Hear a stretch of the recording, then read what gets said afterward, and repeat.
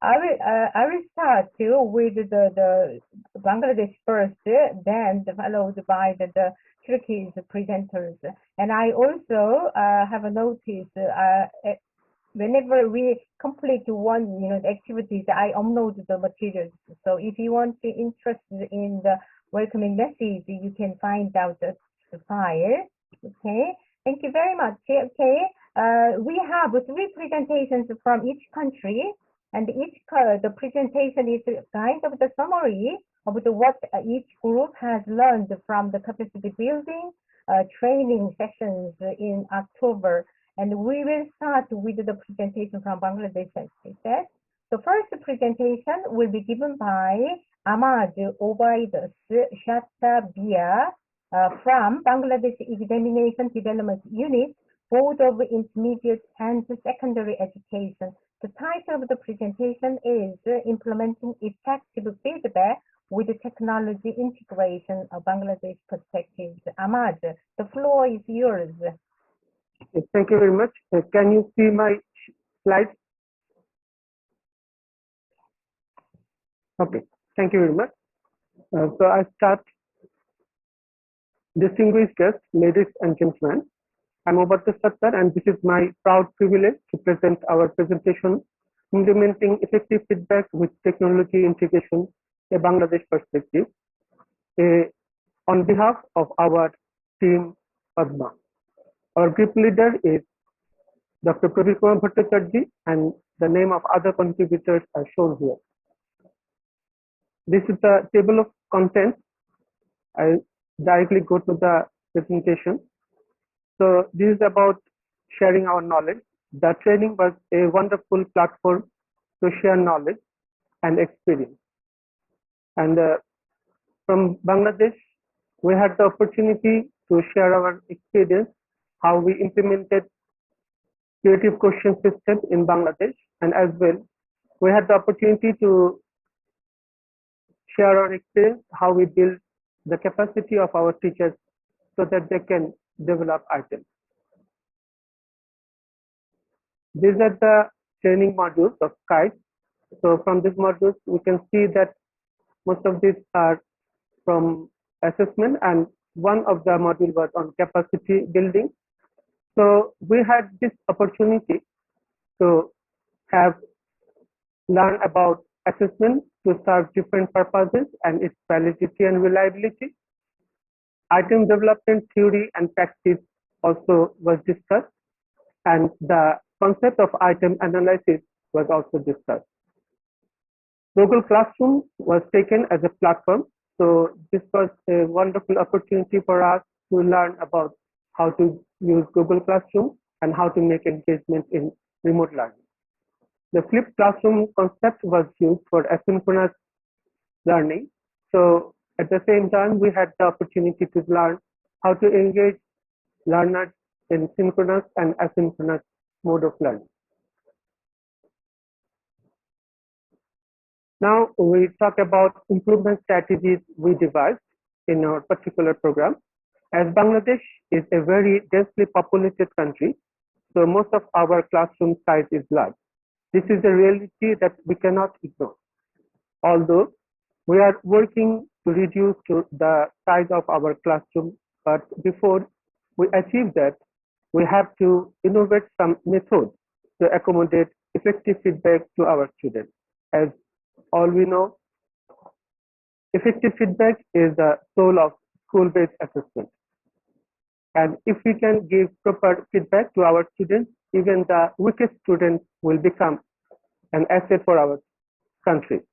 The main problem in large classroom is that the teacher forgets the learning achievement status of each student. To solve this problem, we take technology as a solution. Here, I share our successful piloting experience. We developed a mobile application, and this is the interface. After selecting class and lesson, teacher can see the true picture of the class. Green indicates students have already achieved the desired competency. Red means needs assistance. Orange means the student was absent, and white means the student was not assessed. As the teachers guessed the whole scenario, so now he can give his special attention to the students who have not achieved. Not only that, he can even take help from the students who have already achieved in a large classroom scenario. In this way, the class becomes interactive and student-centric, and the environment is also very fun-loving. The data is saved in a cloud-based server. For further use, the feedback of our mobile application is very encouraging.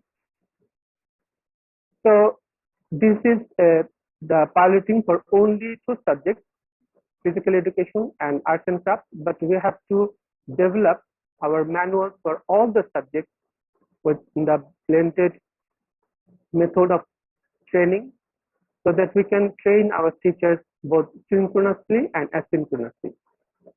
After developing the manuals, we have to train all of our teachers how can they keep their records, and with this type of modified database and with application.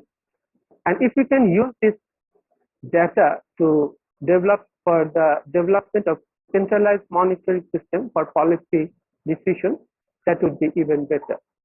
So what we did, we devised this type of report from the same data.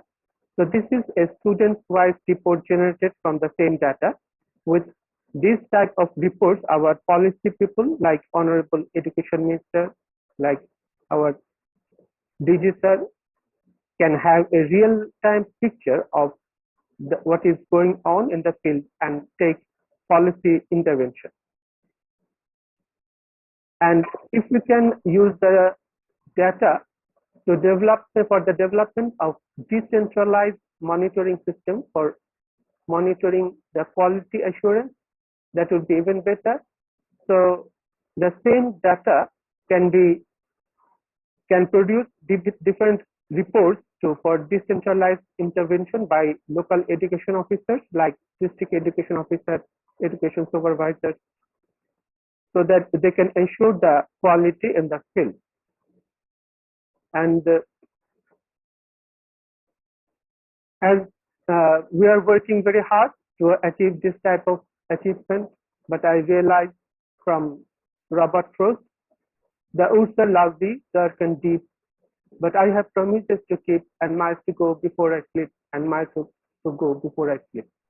We have done a lot of things, but yet we have to do so many things to shoulder this type of memo task. We need to develop our capacity. So one issue might be, what can we do for the capacity development for the most effective feedback system on ADB, so that we can help our teachers, so that they can help their students. And another issue might be, how can we gather experience of large classroom management like China and India. And that is all from my side. Thank you very much. And I give my heartiest thanks to KICE for arranging such a wonderful program. Over to you, Sue. Thank you very much. Thank you very much. And then, as you can notice that we ask all the presenters to each group to raise some issues, at the end of the presentation. So that's why we arrange the discussions, talk about the issues they raised. So thank you very much. And then second presentation will be given by the Mohammed Nazir Uddin from the same institute, from the first one, Bangladesh Examination Development Unit. And the theme is the digital platform to ease record keeping of the school-based assessment in Bangladesh. Now over to you, Nazir. Yes, thank you. Can you hear me? Okay. Very good morning, distinguished guests, ladies and gentlemen. First, I'd like to convey my thanks to my group members, group leader, Professor Amir Hussain, and other group members to nominate me to present before you. Okay, as you see the title, Introduction of Digital Platform to its Record Keeping of School-Based Assessment in Bangladesh.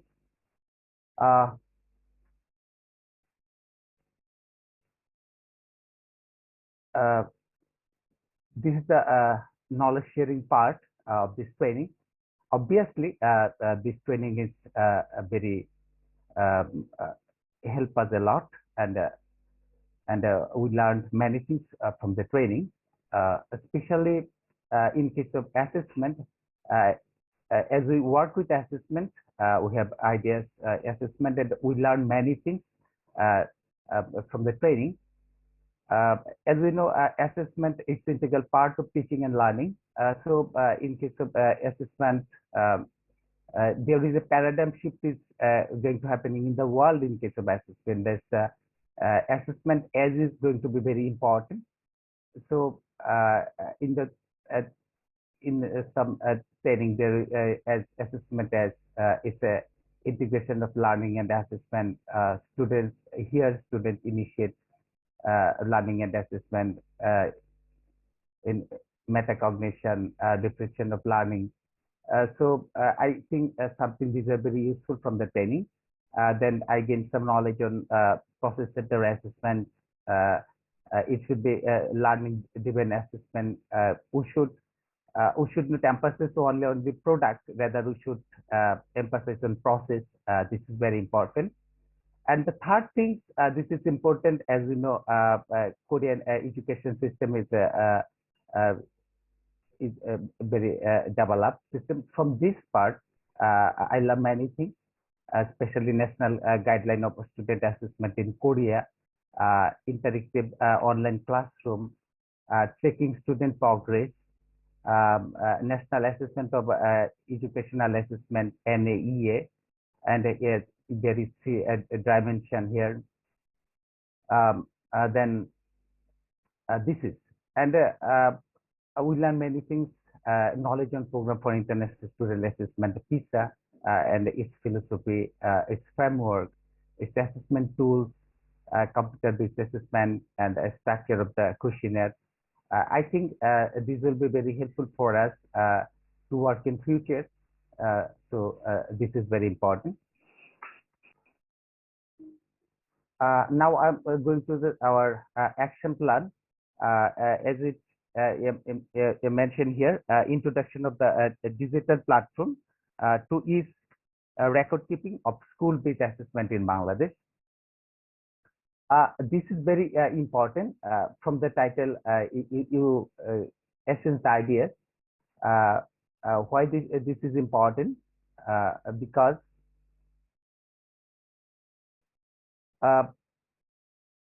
we'd like to, as you know, still a minor record keeping is going to happen in Bangladesh. Some research suggested in case of school-based assessment, teachers think record keeping is a workload for them. It's a hazard and some cases painful. From this, so record keeping is very important in this case. And if the record keeping is not proper, then there is a scope to create unreliable marking. And in some cases, biasness of the marker can be happen. So it seems as very important.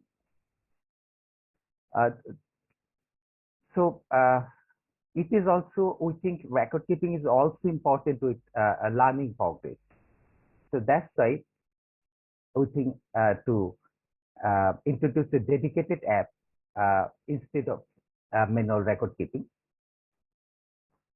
So if we wish to develop this app, in this case, it is important to generating ideas and determining specification to develop the app through consulting with the pedagogy, assessment, and the IT specialist. Initial stage, we think we have some ideas on this app that we introduce in a small area. Now we'd like to introduce in a bigger scale. That's why we'd like to consult with pedagogy, assessment, and the IT specialist. Then we like to try out of the app,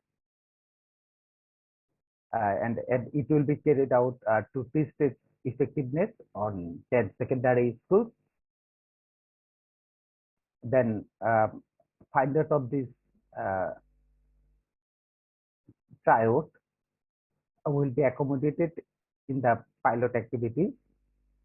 Later, the pilot will be carried out in 100 schools across the country. Then this app will be finalized and it will be introduced throughout the country.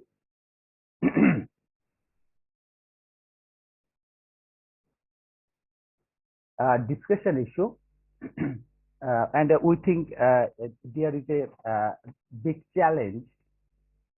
Sorry.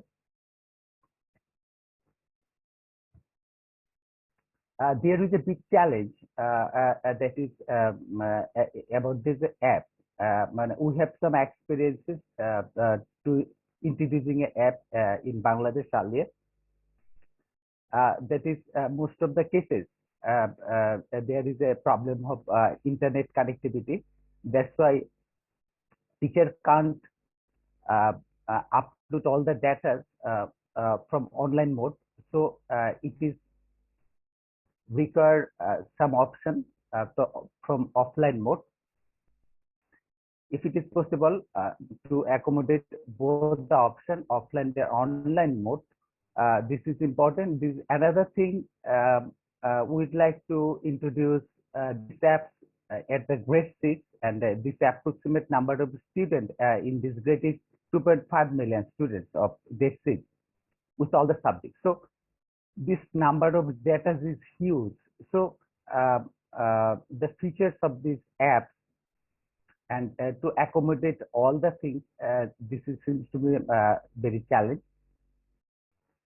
Another is record keeping. So a record keeping of all the huge data to monitor students' learning progress as well as further use. So we don't only to rely on, so we don't emphasize on only assessment, as well as we emphasize on learning. So this is very important. That's why this is why we like to store all the data to interpret students' progress and to use for other purpose. And then lastly, to create teachers' readiness, we use the app. All the teachers are not still ready to use the app, so they required training. This seems to be the challenges. Thank you. This is from my part. Thank you. Thank you very much. Thank you, Najir. I think you raised many important questions when you are introducing the platforms and online systems. So we can discuss later. Okay, our last presentation from Bangladesh will be delivered by Robil Kabir Chaudhary from BEDE, and his talk is about ensuring valid and reliable continuous assessment at secondary level in Bangladesh.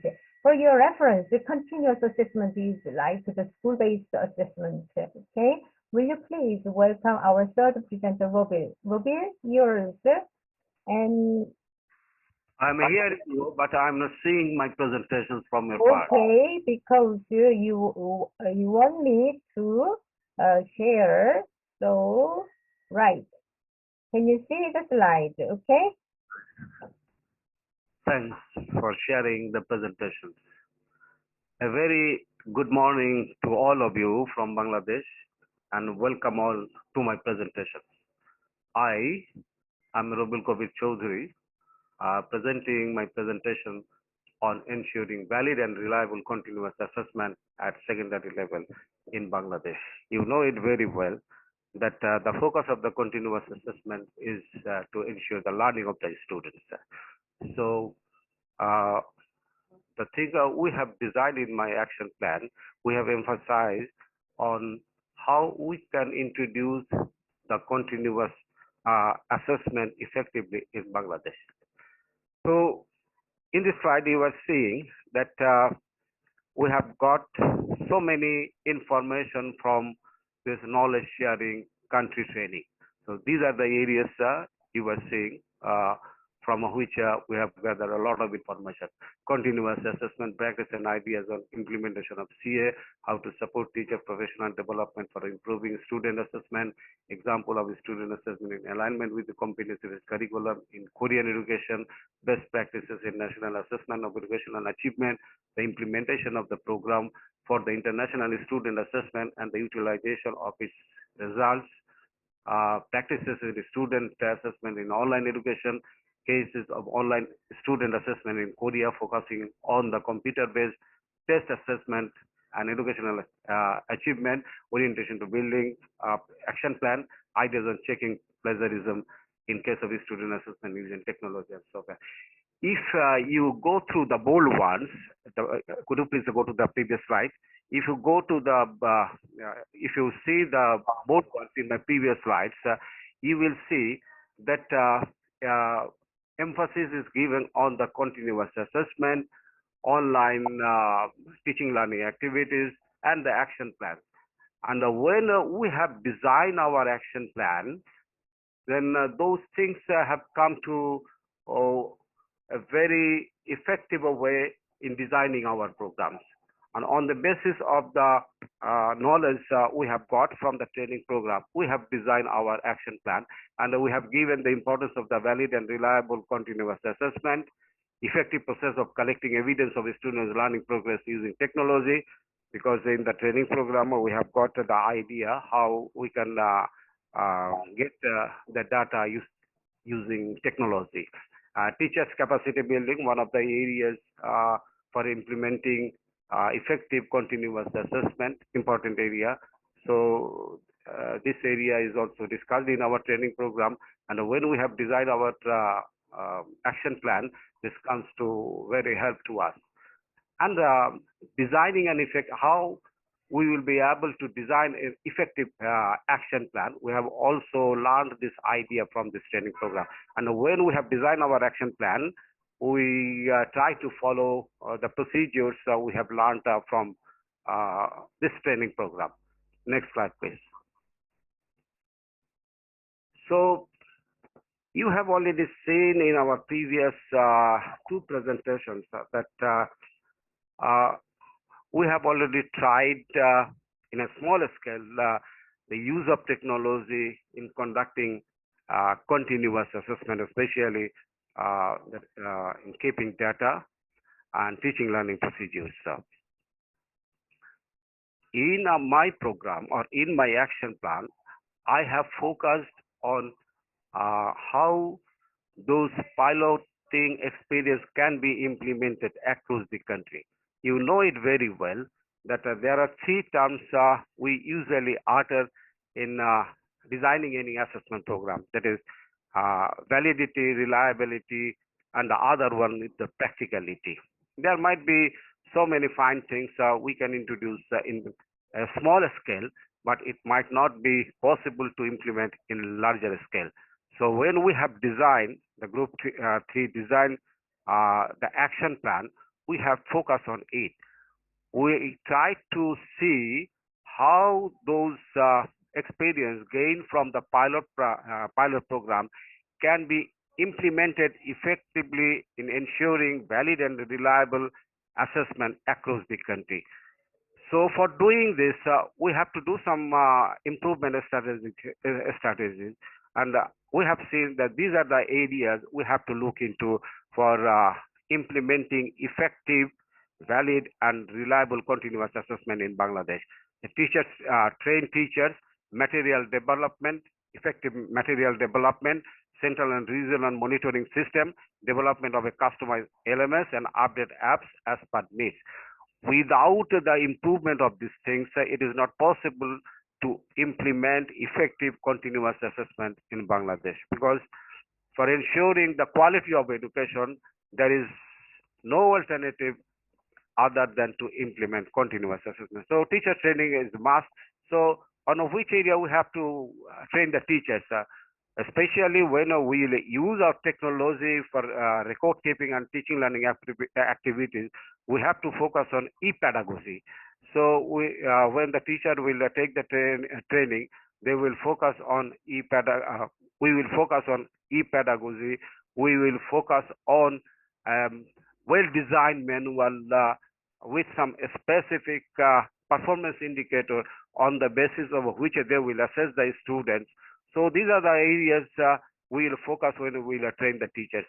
Material development, it is very important because without an effective manuals for conducting this sort of teaching learning activities and assessment, we will not be able to implement effective continuous assessment or fruitful continuous assessment in Bangladesh.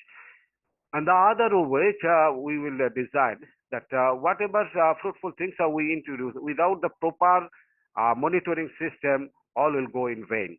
So using the technology and using off-tech or using tech, we will try.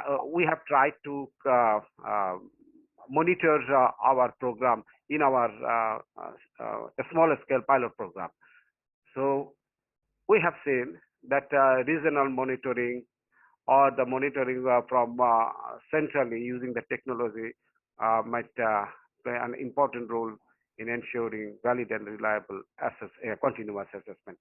And we have seen that if we would do this sort of things, we need a customized LMS using which we will be able to conduct this sort of program smoothly. Next slide, please.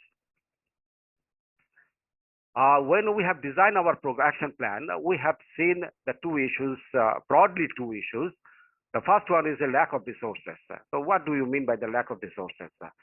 Actually, internet access, uninterrupted electricity, or the availability of devices to students and the teachers, funding.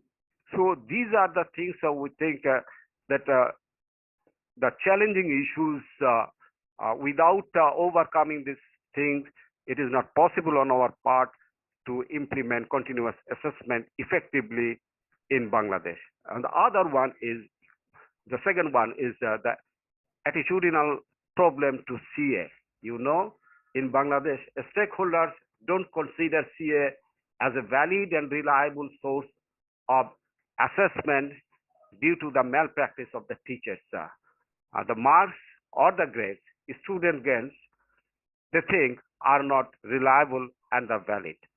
So if we are able to make our stakeholders convinced that new modality of CA, what we have done in our pilot program, using technology, well-designed manual with a specific performance indicators, involvement of community and administration, then we will be able to pave the way for a smooth CA system in Bangladesh. So these are the two challenging issues we are facing, but we are hoping that we will be able to overcome these things with the assistance of national and international help.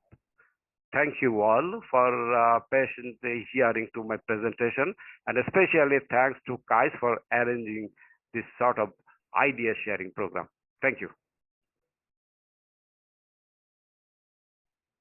Thank you very much. And it was very much using the technical terms, but I think very specified the issues that he raised here.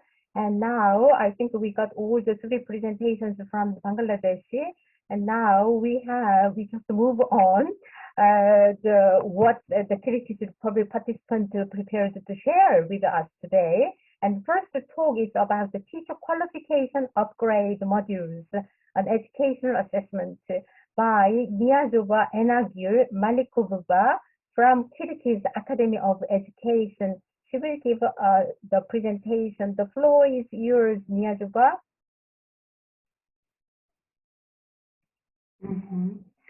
Спасибо большое. Здравствуйте, уважаемые участники форума, коллеги из Бангладеша, из Кыргызстана. Здравствуйте, доктор Чан и ваша большая дружная команда. Мы все хорошо понимаем, что качественное образование является серьезным рычагом развития любого государства. И от образования зависит успешность экономики страны.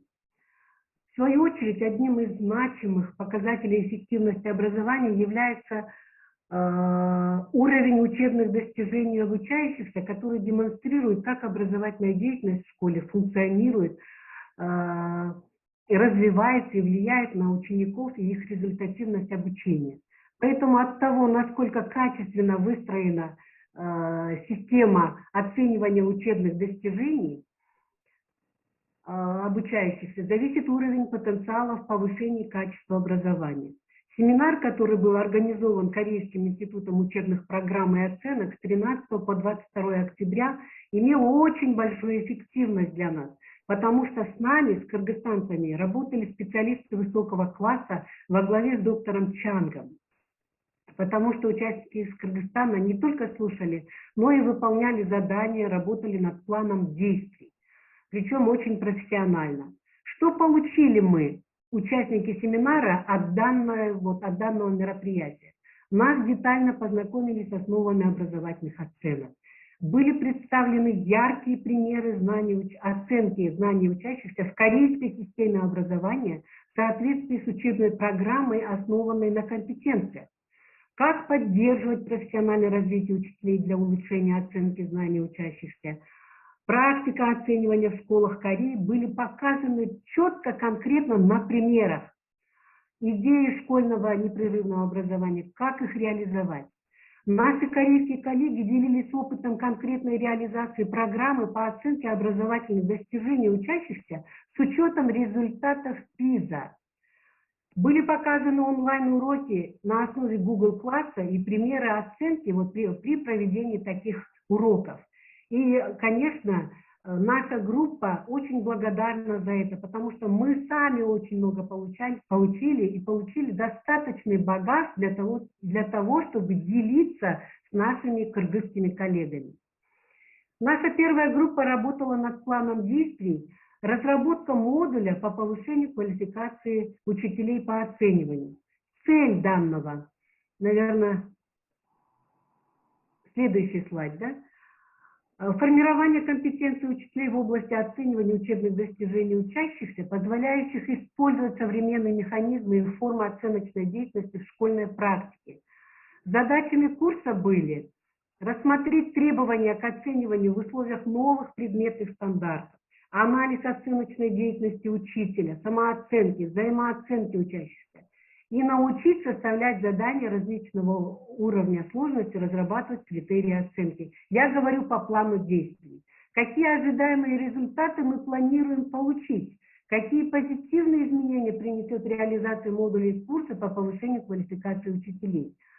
В результате обучения на курсе учителя приобретут знания в использовании разных механизмов и форм оценочной деятельности в образовательной практике, ознакомятся с современными теоретическими подходами к разработке и применению различных систем и механизмов оценивания учебных достижений, будут знать нормативные требования к современным методам контроля результатов обучения, смогут составлять и конструировать задания в соответствии с требованиями внутреннего и внешнего оценивания, будут обучены составлять задания различных уровней сложности в соответствии с требованиями стандартам, смогут без затруднений использовать стратегии оценивания. В пилотных школах, конечно, повысится качество образования. Что для этого нам нужно? Что для этого нам нужно? Вот это второй слайд как раз это раскрывает. Определение общей стратегии, да, вот прежде чем перейти к этой стратегии, нашей группой был разработан график для реализации вот этого плана действий, который рассчитан на 2 года. График на 2002 год. Вот это второй слайд. Определение общей стратегии правительства Кыргызстана, Министерства образования и науки Кыргызской Республики по созданию модели повышения квалификации школьных учителей по оцениванию. Разработка проекта нормативно-правовых актов, которые будут регламентировать внедрение данной системы. Планирование Министерством образования мероприятий по разработке модели повышения квалификации школьных учителей. Разработка курса по повышению квалификации учителей по оцениванию. Подготовка национальных тренеров, мониторинг, доработка курсов. На 2023 год мы планируем каскадное обучение, мониторинг работы учителя, мониторинг проекта, и внутренний, затем и внешний, когда мы будем делиться. И вот эти стратегии, сама стратегия предполагает также разработку квалификационных требований к компетенциям школьных учителей по оцениванию достижений учащихся и внесению изменений в профессиональный стандарт педагога. Разработать, подготовка национальных тренеров тоже из числа школьных учителей и методистов. Какие трудности нас ожидают? Какие трудности и риски мы предполагаем? Это отсутствие поддержки правительства Кыргызской Республики.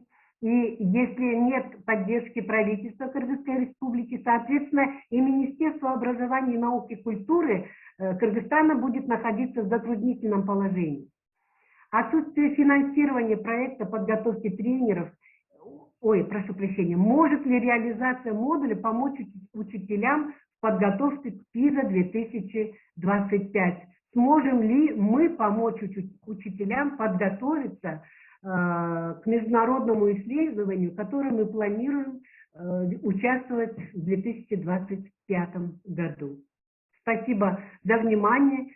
Еще раз хочу поблагодарить корейскую команду за столь щедрое, как вы щедро поделились, и прям до точки запятой очень старались, чтобы мы поняли тему, мы знали свое место, насколько мы можем потом реализовать наши знания в нашей педагогической деятельности в Кыргызстане. Большое спасибо.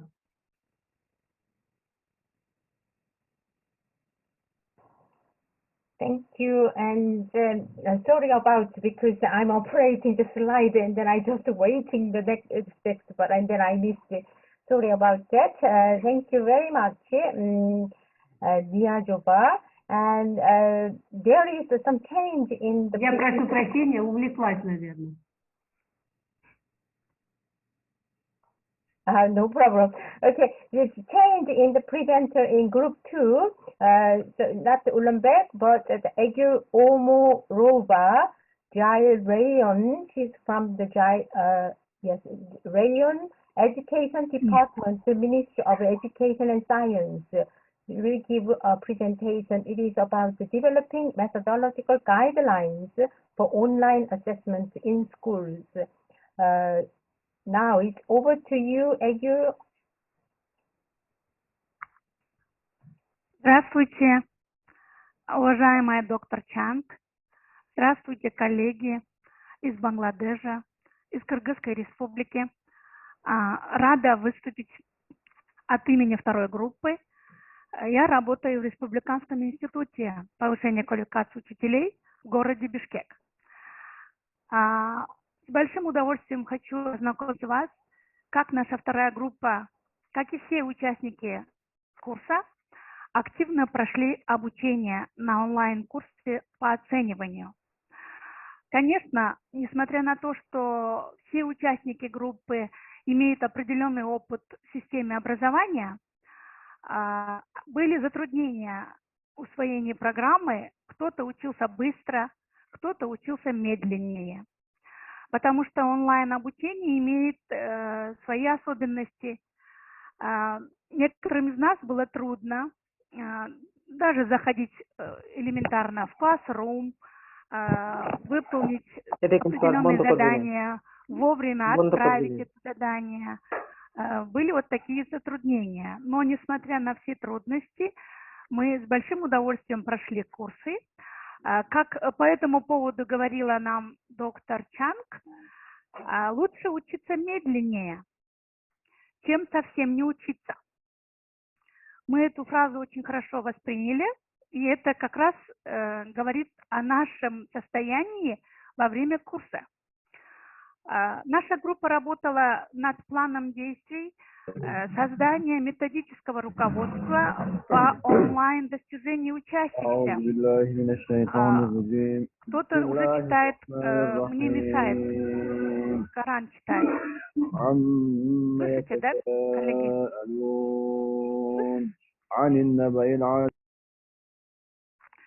Спасибо. Значит, продолжаю. план действий, составление методического руководства, онлайн-оценивание, не только оценивание достижений, но еще онлайн, на дистанционном. Так как мы сами проучились на онлайн, и у нас во время пандемии есть определенный опыт работы на онлайне, мы решили написать или намерены написать, поэтому разработали план действий со всей нашей группой, как наши учителя могут онлайн оценивать достижения учащихся. Да, это как раз тот слайд, где я буду рассказывать, чему мы научились. Примеры по математике, по английскому языку, например, написание письменных видов или различных других видов работы, оценивание эссе, например, мне запомнилось, как проверить, по биологии были примеры, да, мы запомнили, помните, как мы работали на примере, как объяснить функцию транспирации, испарения воды через листок. Мы на этом примере выполнили сами как участники самостоятельную работу, попробовали составить подобную работу по своему предмету каждый. И это было нам очень большой помощью, когда мы поработали как учителя со своим предметом на конкретных примерах из опыта работы корейских коллег. Это было очень важно. Мы также посмотрели уровни достижения по стандарту. Там уровень, например, от 1 до 4, до 4. Как ставится формативная оценка, там низкий уровень, средний уровень, высший уровень. Формативное оценивание, казалось бы, мы до этого тоже очень хорошо знали определенные приемы, стратегии формативного оценивания, но очень много было интересного, познавательного на этом курсе именно по всем видам оценивания. Оценивание классифицируется, мы раньше тоже об этом знали, суммативное, диагностическое и формативное, но мы также узнали новые виды оценивания. Это оценивание, например, оценивание это есть само обучение само является оцениванием. Это когда оценка называется ориентированная на процесс, ориентированная на продукт, оценка через обучение или как обучение. Это мы поняли, как обучение это и есть оценивание. Речь о непрерывности оценивания как процесса.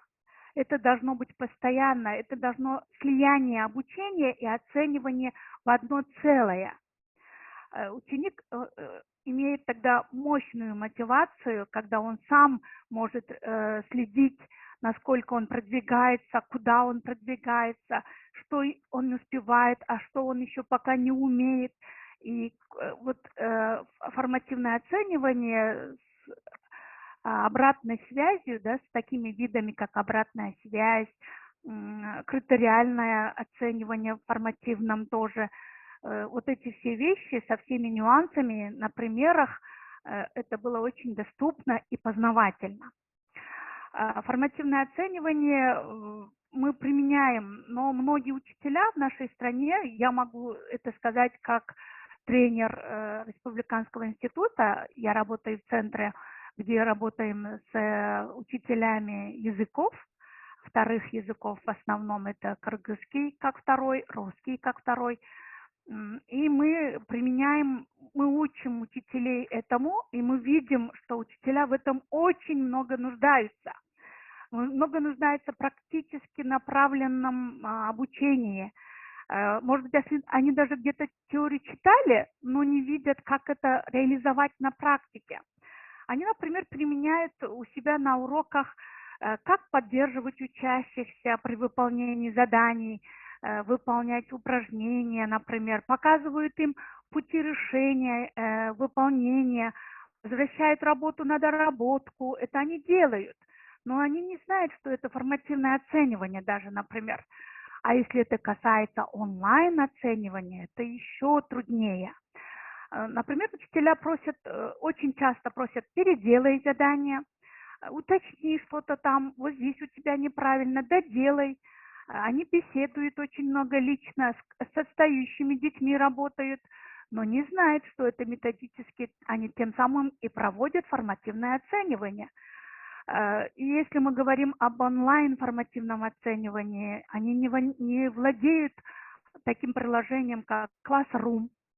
В этом Classroom нам показали на курсах, что можно запрограммировать так, что можно будет проследить работу каждого участника, если они даже выполняют групповую работу. Кто из ребят что делал, где он ошибался, как сначала первоначально выполнил, а потом как он все исправлял. Да. И поэтому вот эти все вещи нам показывают, что мы можем научить учителей именно в этом направлении. Поэтому мы видим актуальность обсуждения вопросов, как это научить учителей. Поэтому мы начали составлять план работы методического руководства, и на целый 2022 год будем разрабатывать методическое руководство, затем продолжим эту работу именно в этом направлении, то есть обучение учителей. Есть такие вопросы. На следующем слайде мы расписали вопросы. Каким образом улучшить навыки владения информационно-коммуникативными технологиями, инструментами? Возможно ли всех учителей этому научить? Как это сделать? Вот такой конкретный вопрос. Мы, конечно, понимаем, что можно распространить написанные нами методическое руководство в онлайн, чтобы каждый мог его загрузить у себя.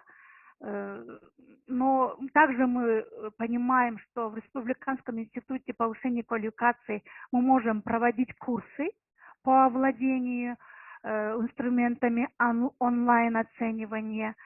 Мы это понимаем, но достаточно ли вот этих наших инструментов, которые мы указали в этом плане действий, достаточно ли для того, чтобы успешно это вошло в систему образования Кыргызской Республики?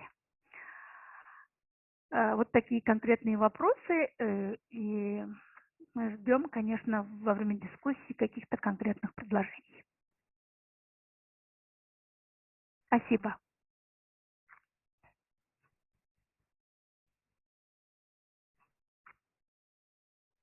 I'm so busy in your handling. Okay, thank you very much. And then I'm really surprised that you remember what I said, because some people was struggling just following up the training, and then that I think I told you that slow learning is much better than no learning. So that's how you support, and then I think you completed all the sessions. So thank you for remembering that. Okay, now we have the last the presentation from the group 3.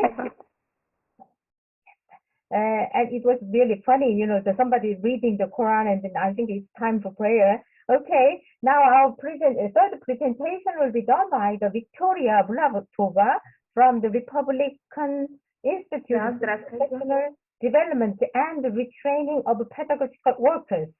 She will present the issues of the developing and implementing course on the student assessment strategy for third-year students of teacher training universities. Victoria, the floor is yours.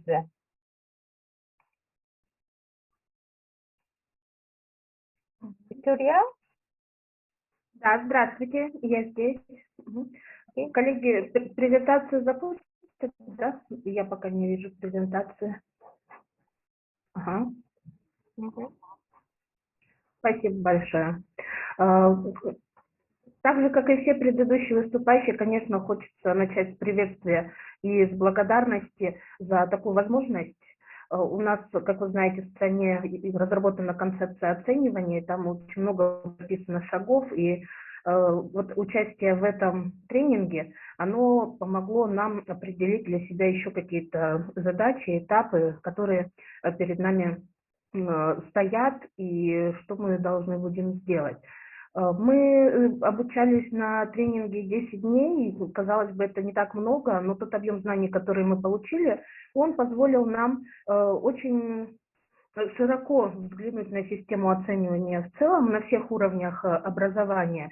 И мы поняли, что это такой ресурс, такой материал, который обязательно нужно использовать в разных направлениях. Работая в Google Class, просматривая видео лекторов, вот хочется отметить еще и всех лекторов и презентаторов, которые работали с нами и предоставляли свои видео во время нашего обучения. Вот огромная благодарность, потому что заранее подготовленные материалы, заранее подготовленные инструкции, они значительно облегчали нам жизнь. И когда мы готовились к сегодняшней презентации, нам, конечно, хотелось отразить на первом слайде весь тот объем информации, который был предложен командой доктора Чан, но сфокусировались только на тех, которые, скажем так, направили нас или вселили в нас идею возможности реализации того самого курса для студентов, о котором я сегодня буду говорить. И мы сгруппировали этот материал, который нам помог в разработке курса или дал идеи для создания нового курса. Это основы оценивания обучающихся, это примеры оценки знаний учащихся в соответствии с учебной программой, которая основана на компетенциях. Это, собственно, оценка онлайн. Да? И внутри каждого блока мы рассматриваем такие подразделы, как типы оценок. Сегодня о них уже много говорили, и мы фокусируемся только на оценках, которые ориентированы на способности, оценки, которые ориентированы на рост учащихся, потому что раньше мы этому не уделяли достаточное внимание, да, потому что многое мы уже используем, но вот здесь вот фокус того, что наши учителя пока не делают. Мы остановились на всех видах оценивания, мы знаем эти виды, да, но благодарны тренингу за те инструменты, которые были предоставлены, были и интересные новые инструменты, которые тоже мы сможем включить в курс и познакомить с ними студентов. Второй блок – это примеры оценки знаний учащихся в соответствии с учебной программой. И сюда мы отметили наиболее важными технологии оценивания образовательных достижений учащихся, когда у нас есть стандарт оценки, есть ожидаемый результат, индикаторы для достижения этого результата, да, ну как это соотнести, какие цели поставить и как свести содержание, этому тоже нужно учиться. И хорошо, если мы начнем это делать уже на базе университета, а не потом, когда учитель уже придет в школу. Ну и, безусловно, онлайн-оценивание, компьютерное оценивание сегодня это самый актуальный и популярный, наверное, вопрос, к которому мы стремимся и который, надеемся, в ближайшее время многие из нас, и в том числе и тренеров, тоже освоят. В связи с вот этой информацией, которая представлена на этом слайде, у нас родилась идея о создании курса для студентов. Почему это важно? Мы столкнулись с такой ситуацией, что учитель, когда приходит в школу, он, новый молодой учитель, только что со скамьи университета, он недостаточно понимает систему оценивания, процесс оценивания. И у нас это сложилось потому, что курса по оцениванию предмета оценивания достижений учащихся в университете нет.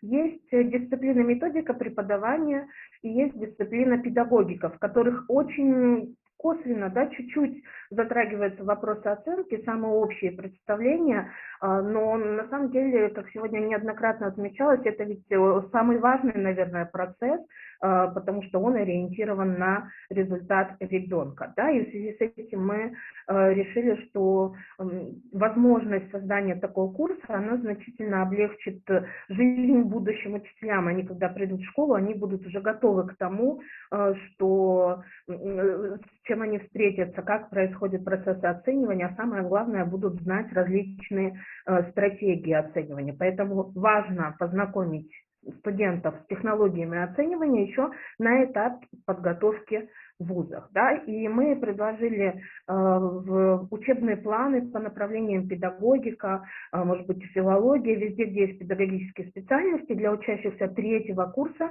ввести эту дисциплину стратегии оценивания образовательных достижений учащихся. Почему именно 3-го курса?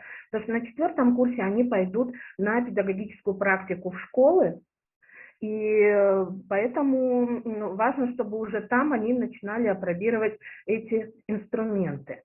И в рамках этого курса студенты смогут ознакомиться с инструментарием разных видов оценивания, от диагностического до суммативного. Они научатся организовывать вот этот процесс оценивания, который будет ориентирован на рост, который будет способствовать саморефлексии учащихся и саморефлексии учителя в том числе. И самое важное, что после реализации курса они пойдут на педагогическую практику, где смогут апробировать эти материалы и эти инструменты. Ну, конечно же, так же, как и у всех, не бывает планов без рисков, не бывает планов без вопросов. Мы отметили 2 вопроса, которые нам предстоит обсудить. В вузах очень сложившаяся система, уже привычные и давно установленные вузы, написаны программы, и очень трудно что-либо менять, поэтому перед нами самый большой вопрос стоит, это как нам получить разрешение, да, Министерства образования, когда этот курс будет разработан, чтобы он был введен хотя бы как вузовский компонент в учебные планы педагогических и филологических факультетов университетов.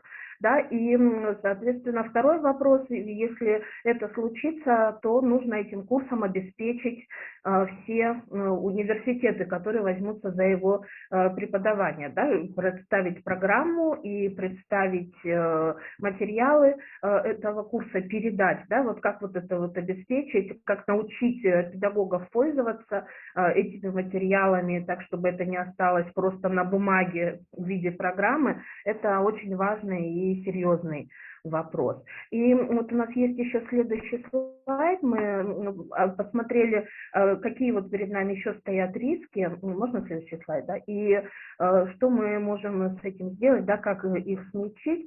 Конечно, мы еще опасаемся и эпидемиологической ситуации, если она вернется, да, то наш подробный план действий, который мы расписали на 2 года пошагово, он может подвергнуться изменениям, да, и вот это вот регулярное обновление, совместная работа над планом, она может снизить эти риски. Ну и вот самый еще один важный вопрос – это как к этим материалам отнесутся сами преподаватели университетов, да, потому что не все новое у нас принимается на простом должном уровне. Да. Вот эти вот направления мы хотели бы отметить. И еще раз хотели бы выразить благодарность за возможность получить опыт, в том числе и в составлении плана действий, и в оценивании, и всей команде, всем нашим коллегам большая благодарность. У меня все.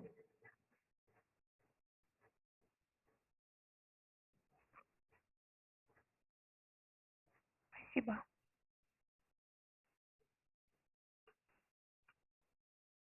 I'll tell you something. You know, she said that I think that everybody noticed that I have a very nice team, and then I push them. You know, the work is so hard for Bangladesh and the Kyrgyz, and then I think that they are very, very tired and then really stressed.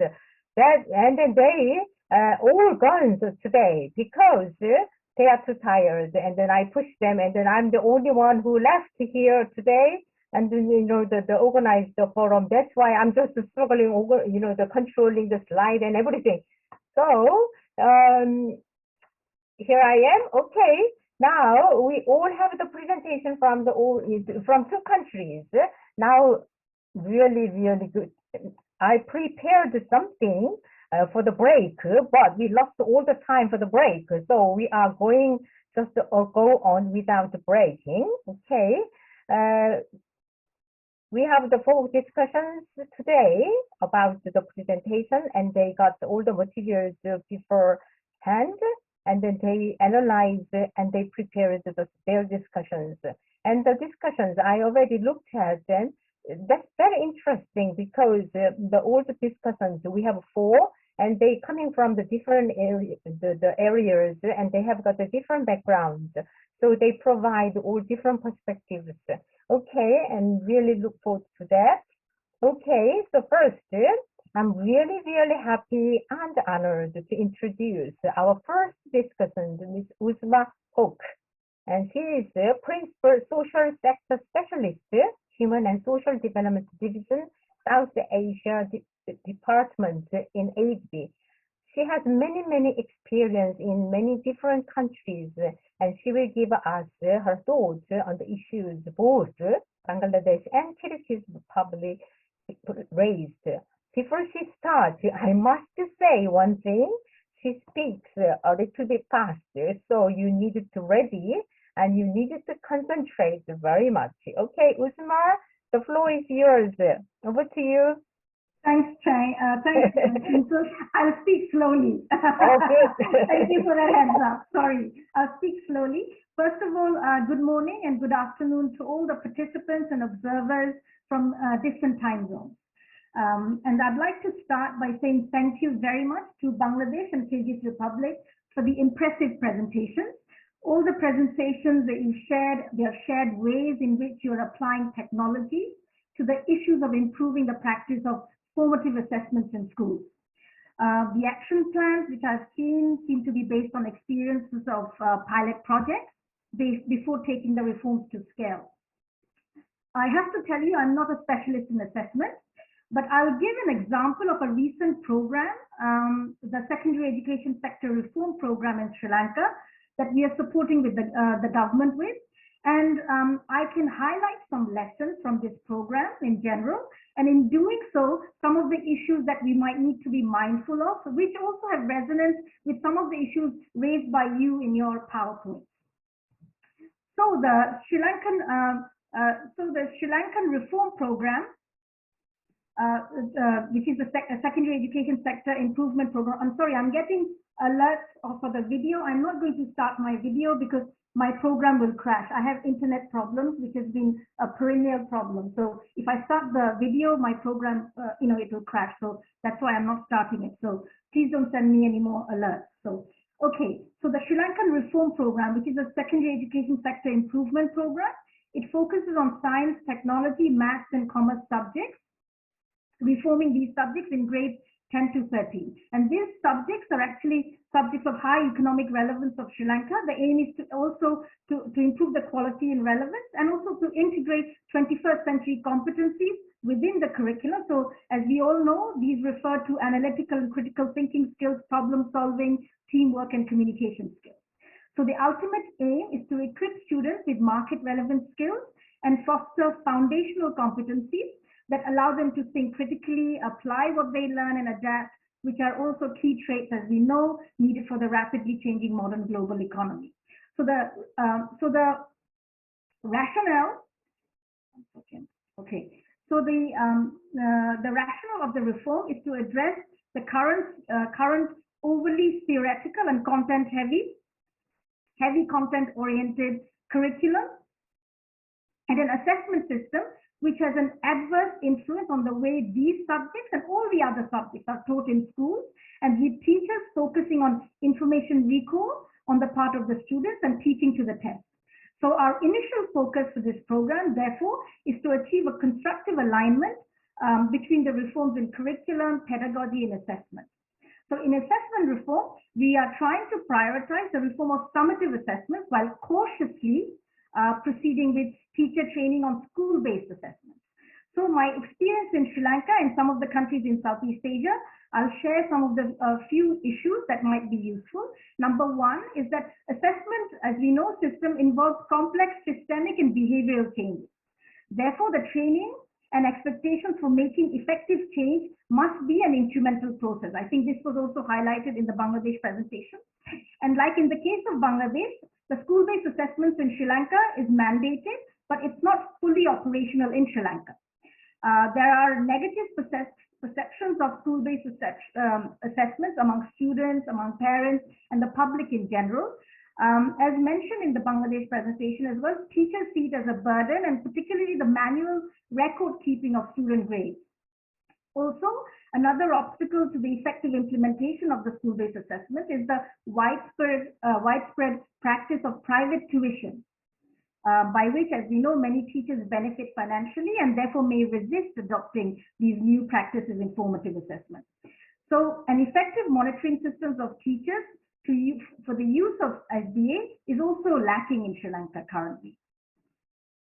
So these obstacles have resulted in a lack of credibility in the formative assessment system, and this actually we think needs to be addressed in order to establish trust by the parents and community. So therefore, currently we are focusing in Sri Lanka on training teachers on classroom-based assessment, as well as the training of school principals and also zonal and local, provincial and zonal education officers to oversee and monitor a classroom assessment system. We understand that in Bangladesh and Kyrgyz are adapting Google Classroom and cloud-based service to establish a user-friendly SBA system, which includes effective monitoring to ensure that grades given by teachers are both reliable and valid.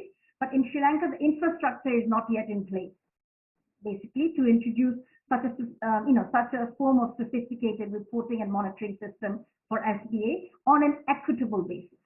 So this brings me to my next point on equity of access to technology. This has been an issue for Sri Lanka, and I understand currently is also an issue for Bangladesh to some extent.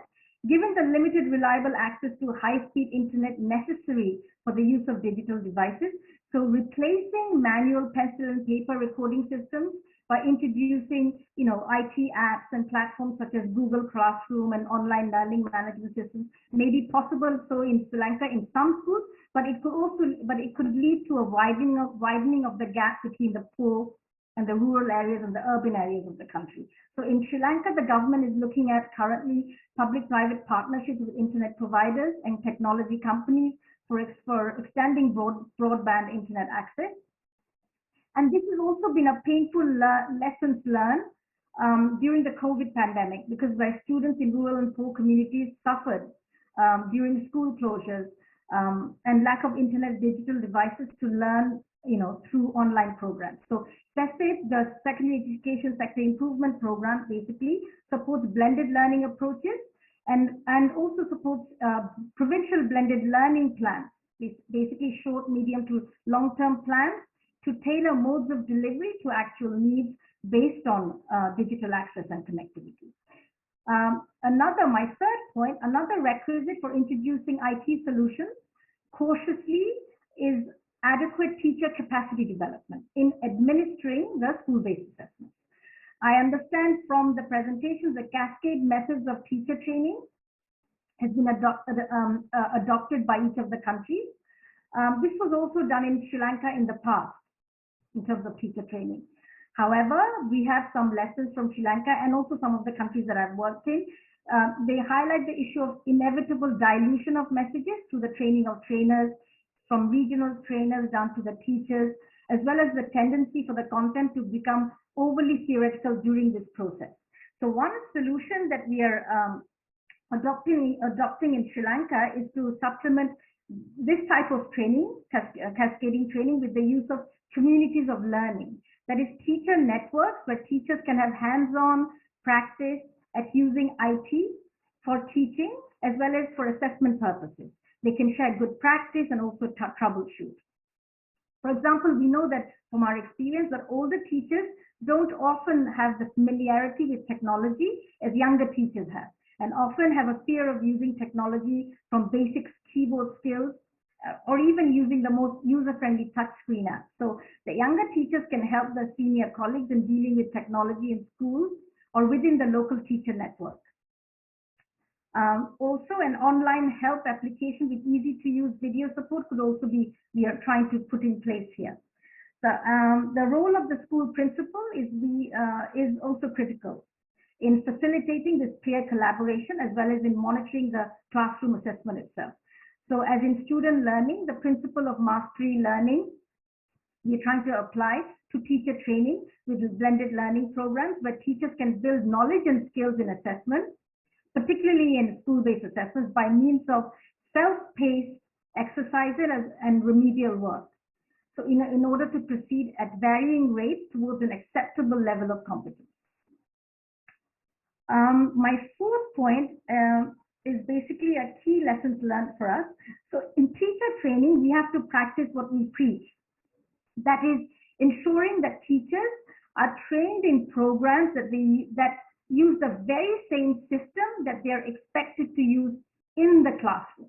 I know that the use of blended learning from the presentations in teacher training mentioned in the presentation. So the IT system such as the Google Classroom should be applied with the teacher training program itself for teachers to experience it as their students would. In Sri Lanka, we're using the same approach in training teachers in inquiry-based interactive approaches by using for example, we are using Applied Resource Hub, which is basically another name is given for teacher training centers, where they receive hands-on training, by undertaking problem-based learning approaches themselves. In the case of using Google Classroom, etc., teachers mastery learning of the skills of using IT apps in school-based assessments. You could use it to be graded and recorded in the Google Classroom style app itself, and could also be linked to a system of teacher rewards or professional incentives. My fifth point is basically I'm not claiming to have a lot of knowledge in Google Classroom app or the learning management system, but what I understand tells me that these Google apps and the LMS system can really help reduce the burden of record keeping of student grades and the identification of those students who should receive targeted remedial support. They identify students at their level of learning so that we can provide more targeted support. But countries still need to address the key problem of large classes with policies to increase number of trained teachers, maybe use of para-teachers, etc., to be able to provide this adequate support to the students. So this is a key issue. So although high student to teacher ratio is not the case for Sri Lanka, we don't have that problem, but we have a key challenge, a major problem in getting qualified teachers to teach in rural, remote areas. This is a key issue for Sri Lanka, and especially a dearth of lack of teachers in STEM subjects, in science, technology, math subjects. So here the Sri Lankan government is designing effective teacher incentives to attract teachers to to these underserved locations, and also providing performance incentives for completing training programs such as on designing blended learning programs, school-based assessments, and for effectively implementing these practices. We also know that changes in behavior and attitudes is common with all these types of initiatives. And for all education programs, and we know that behavioral changes and attitudes are key for all types of education programs. So this calls for an effective communication strategy to inform the internal and external stakeholders, both internal to students, teachers, DOE, MOE, all the different stakeholders, but also external stakeholders, parents, and the public in general. So I know that in Bangladesh and Kyrgyz, they've talked about communication strategies from the presentations that I've seen in passing reference. But for us, we've seen that this is really critically important. There needs to be a change of attitude to curriculum assessment by students, teachers, parents, government officials, and the public at large, as I've said. And all need to know why the reforms are being implemented and how they will improve the quality of education provision. So in CESIP, in our program, we are undertaking communication strategies to explain the reform and also allay fears and concerns, especially of the parents, of the students, and of the general public. And this is even more of a priority with classroom assessments, I think, where public and political sensitivities are high. Thank you. So that's all from me. Over to you, Kinsu. Thank you, Usma. You said you speak slowly, but you started with the slow, but I think you're getting faster and faster. Okay, but we may agree. No problem. And I think she supports why we are here today to share, what we have learned, because she touched all the issues we needed to think about. And then we realized that the Bangladesh and Kyrgyz is not the only countries who have the problems. I think many countries nowadays is that try to improve the student assessment system, and then we needed to look at these issues not only from the school or education perspective, but we needed to think about the social context. Okay, so and now we move to we have the specialist in the assessment, right? Let me just introduce next discussant. We have next discussion from the World Bank Group, and Mr. Diego Luna Bajaldua. He is an education specialist in psychometrics and assessment, and he will give his views on the issues from psychometricians and assessment specialist perspectives. He's joining from Washington, and then I told you where it is almost, I think, over past midnight. Right. Diego, please. Welcome, Diego. And Diego, it's over to you, and you controlling your slide, okay? Perfect. Thank you so much, Dr. Chang. Can you hear me? Excellent. Thank you very much. Thank you very much for inviting me to this interesting event. As you said, this is after midnight, and I have to catch up a flight tomorrow morning. But I'm very happy to be here. My name is Diego Luna Basaldua. I am an education specialist at the World Bank Education Global Practice, and my area of expertise, as Dr. Chang mentioned, is on learning assessment and psychometrics. So this event fits very well within my area of expertise.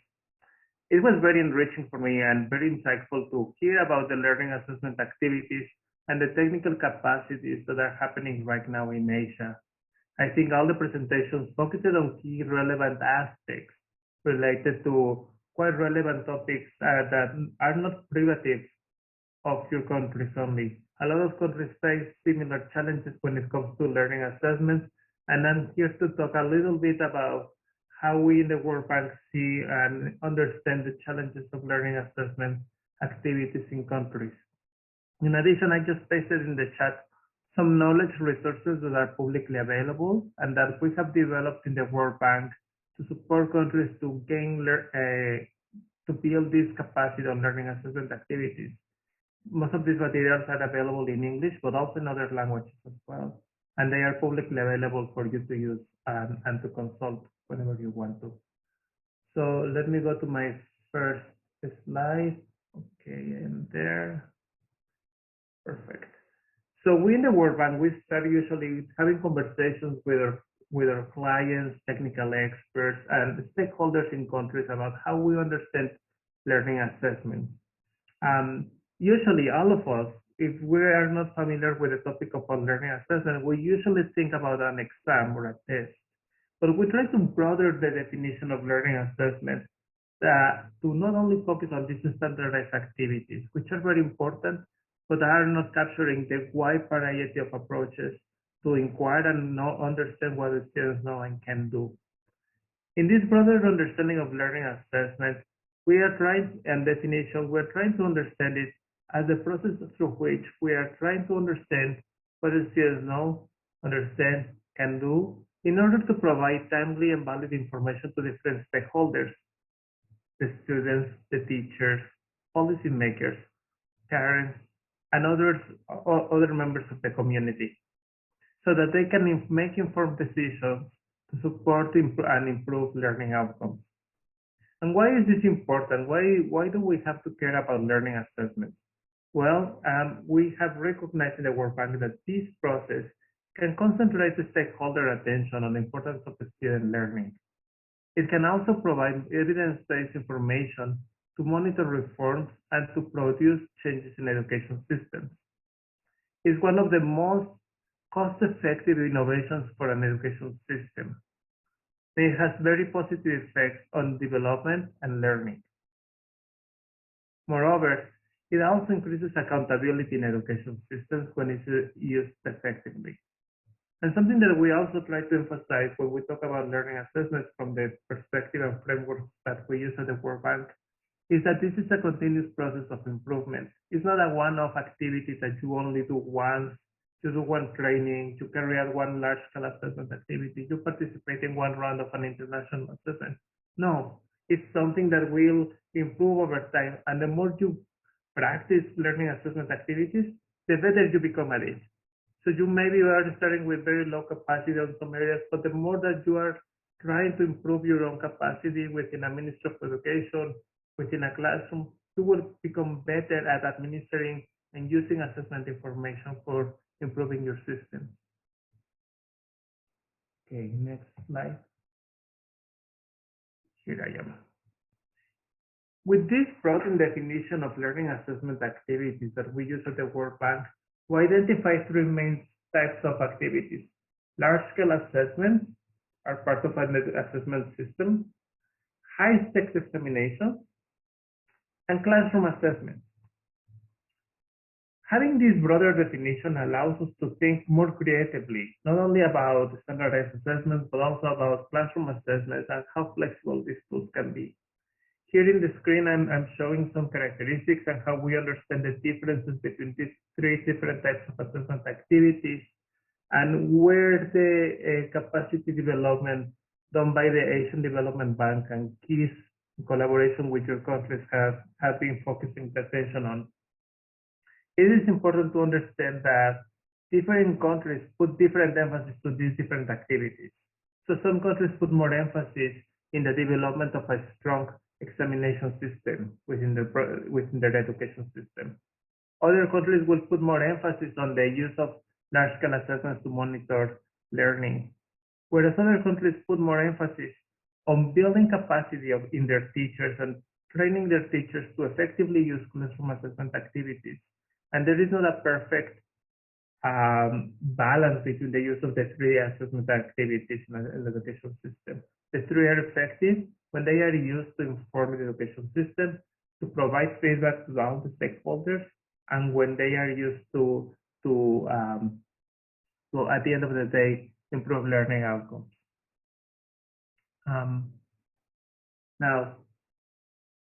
Next slide. I'm trying to go a little bit fast here because I want to go to the important topics. Now, it's not only a matter of building capacity. I think that's something that is very important to keep in mind, and this came in different ways in the different presentations that were presented today. It's not only the matter of building the capacity, but having an enabling context, an alignment within your broader education system that can make use of learning assessment activities. So as I was listening to all of you, the driving question that came to my head was, to what extent this capacity support in learning assessment activities is aligned with the priorities for your education systems in Bangladesh and in the Kyrgyz Republic? This is a driving question, and this is very important because I have seen it in many circumstances. Building capacity is just one step and one element of this recipe for success. Other elements go beyond just having technical experts. You have to have an enabling context in your society and your education system that will promote the use of learning assessment activities. This enabling context in your education system has to start with a policy framework, with regulations, laws, and institutions that will be in charge of learning assessment activities, or will be in charge of, clearly in charge of training your teachers to become better users of learning assessment. There has to be strong leadership in the government. If a government doesn't have leadership, if the leadership in a government is not interested in the learning assessment, there is little that you can do to improve and to promote the use of learning assessments within education systems. Of course, you need the human resources, which is why you need to have this learning assessment capacity building activities and institutional arrangements that have to be sustainable over time. The other aspect that I think is very important, and is usually also something that was mentioned as one of the challenges for many of the presentations, is system alignment. And system alignment, and how we're understanding here, is the coherence and alignment of learning assessment activities with other elements of your education system. Learning assessment doesn't occur as a one-off activity or on the vacuum. It's something that we all do, coherent with the rest of the education system. If your learning assessment is not aligned to your curriculum, there is little that you will know about to what extent the students are reaching the objectives of your education system and reaching the learning standards of your curriculum. Likewise, learning assessment activities have to be aligned with the materials that you are providing to your teachers and to your students in the classroom. It has to be aligned with the pre-service and in-service training that your teachers get. And something that got stuck in my head as I was listening to you was this challenge that there are no courses on learning assessment in universities in the Kyrgyz Republic. That has to change in order to make the best use of learning assessment activities and these opportunities that you have with the Asian Development Bank and with KICE. So in this way, I want to broaden the scope of this discussion to think about learning assessment as part of a more coherent and more comprehensive set of activities, institutions, and actions that can improve your education system. I pasted the hyperlink to this website on the chat, but just to let you know that we in the World Bank are also very committed to support learning assessment activities, and for that end, our learning assessment platform team has developed over the many years a lot of documents and guidance and reports to support these activities, and they are all publicly available, from frameworks and reports on how to think about learning assessment systems to creative approaches to support learning assessment activities in the times of the COVID-19 pandemic. And thank you very much to KICE and to Dr. Chang for inviting me to this presentation. I hope this is very useful for you as well.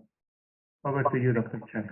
Thank you, Diego. And I'm sorry about the time difference there. That's why I cannot do anything about that. Okay. He's also, as I already mentioned, he also gave us all the link where we can find out some useful resources. But I think we already shared some of the resources there. But still, it's very useful. And also, he shared from the assessment specialist what we have to think about when we bring about some changes. And thank you, Diego, again. Okay, and I uploaded the discussion notes just in case you missed. Okay, so find out the materials on the chat box, please. And now, next we have the third discussion from Korea. She's Min-So Chu. She's currently director of the Ulsan International Development Cooperation Center, which is one of the most promising institutes, very new but very promising, in Korea. She will give us her perspectives on the issues raised from Kyrgyz Republic. Min-So, the floor is yours. Over to you.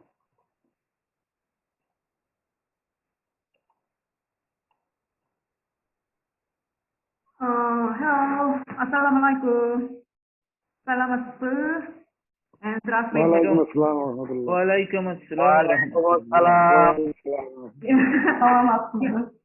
Yeah, здравствуйте. Hello, my name is Min-So from Ulsan International Development Cooperation Center, which is a KICE center in Korea to support Korean government and Korean companies and Korean universities who are involved in ODA program. So now we are providing advice on how to design the project. So I am working as the head of the center, and thank you so much for inviting me to this very forum, and honored to learn your presentation and action plan of two countries. And I would like to share my opinion with you based on my experience on operating educational projects and teachers training in some developing countries sponsored by Korean government, including Bangladesh and Kyrgyzstan and Uzbekistan and so on. And my perspectives are about how to operate educational program with development partners, including Korean government. And my points are about the questions going through the presentation and action plan. The first topic, for this first topic from the Kyrgyzstan, I would like to share 3 points I have regarding this, and I would like to ask you 3 questions. The first, at the initial stage, how do you analyze the teacher's needs analysis and situation analysis?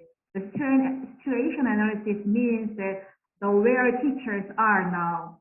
So because how the teachers recognize modern assessment mechanism and self-efficacy and sustainability, this kind of thing. Because in general, for teachers, it is difficult for teachers to recognize modern assessment mechanism quickly. So it takes time. So that's why for this, I would like to recommend to have a model classes and schools and detailed trainings and demonstration classes and sharing experience. This is very important for teachers at the field. And second thing is that implementation, the stage of the implementation. And for this, I would like to ask you, how do you operate training for teachers? Because I feel it is difficult for teachers to feel a sense of accomplishment during the long training period. So for this, I would like to recommend to give a test that can be implemented step by step and give them assignments that they can use in classes and organize trainings which can make them feel the small sense of accomplishment several times. Because teachers, this kind of sense makes them feel being confident to operate their classes. And the last but not least, in terms of evaluation and feedback. And for this, I would like to ask you, how do you do monitoring and evaluation? Because in general, MNE has their own techniques and their tools. So it is difficult for teachers to apply what they learned into their classes in reality. So for this, I would like to recommend to develop the proper MNE tools and reflect MNE tools which is currently applying in the field in reality. And this is more effective to operate this training and project. And for topic 2, in terms of topic 2, I had 2 questions in terms of implementation stage. So first one is, how do you grasp the teachers' anxiety when they assess through the online?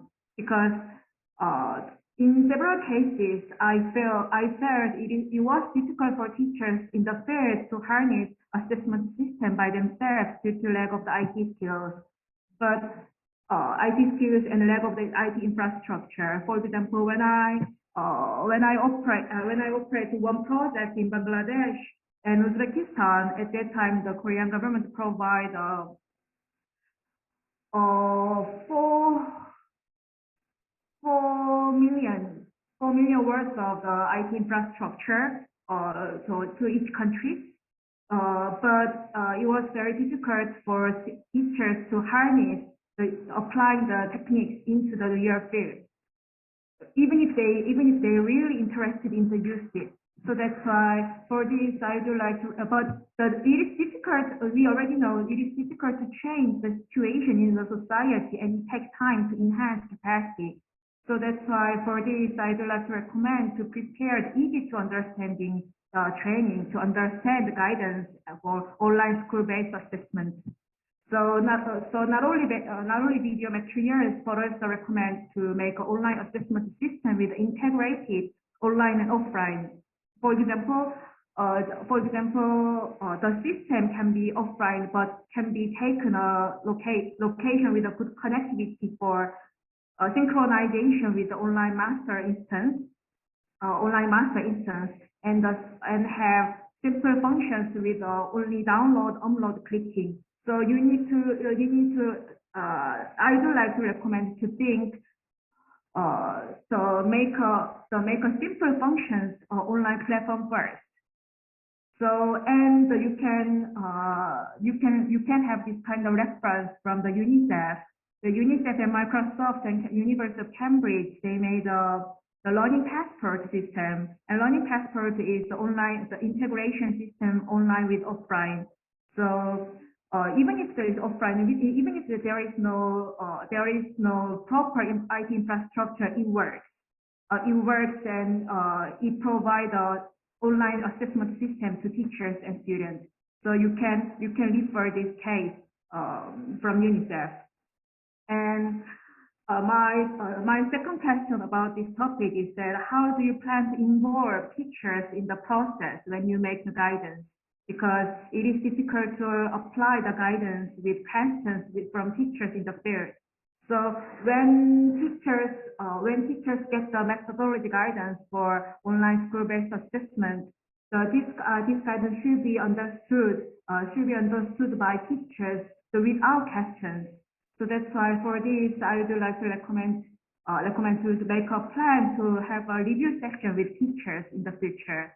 But for this in Korea also, so when I worked for Samsung Electronics, at that time Samsung Electronics and Korean government also provide a smart school to Korean teachers, and at that time we also made guidance for online school-based assessment system. But at that time we have suffering from the answering to teachers. So that's why with this experience, what I had my lesson learned is that to please involve field teachers to make the methodological guidance for the assessment. And for the third topic 3, I have one question, and my question is that how do you plan to link student assessment strategies to other subjects? Because it is difficult for students to understand about only assessment strategies, because they are students and the assessment cannot be independent without subject and without other course. So that's why for this, not only introducing the course, the student assessment strategies, but also recommend to check if course can be harmonized with other courses. So it will be more effective teaching for the new teachers in the future. And thank you so much, and thank you so much for listening, and hope to see you again in the near future. And I hope we can make a good education system with Bangladesh and Kyrgyzstan and Korean government and ADB and World Bank. Thank you so much.